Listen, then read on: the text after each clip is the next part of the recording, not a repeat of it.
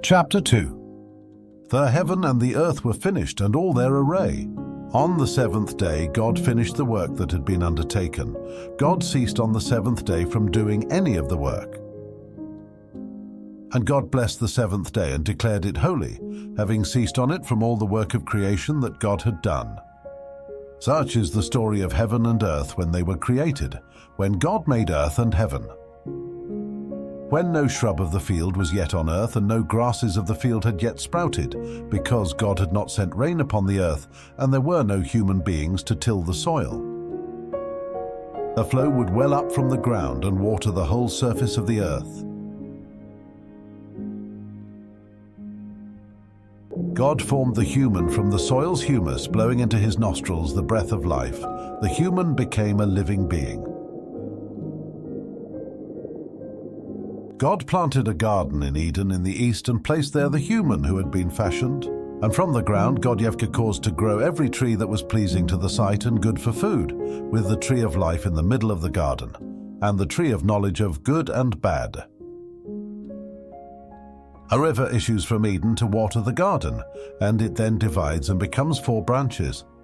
The name of the first is Pishon, the one that winds through the whole land of Havilah, where the gold is. The gold of that land is good, bdellium is there, and lapis lazuli. The name of the second river is Gihon, the one that winds through the whole land of Cush. The name of the third river is Tigris, the one that flows east of Ashur. And the fourth river is the Euphrates.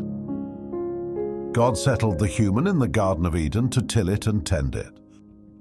And God commanded the human, saying, "Of every tree of the garden you are free to eat. But as for the tree of knowledge of good and bad, you must not eat of it, for as soon as you eat of it, you shall die."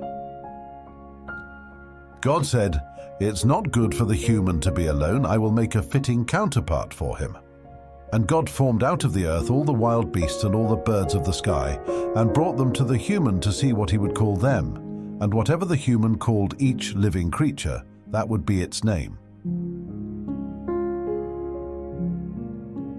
And the human gave names to all the cattle and to the birds of the sky and to all the wild beasts, but no fitting counterpart for a human being was found.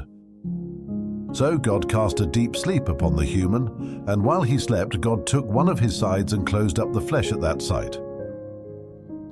And God fashioned the side that had been taken from the human into a woman, bringing her to the human.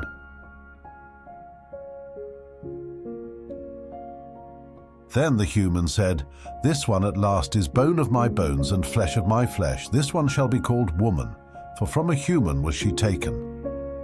Hence a man leaves his father and mother and clings to his wife, so that they become one flesh. The two of them were naked, the human and his wife, yet they felt no shame.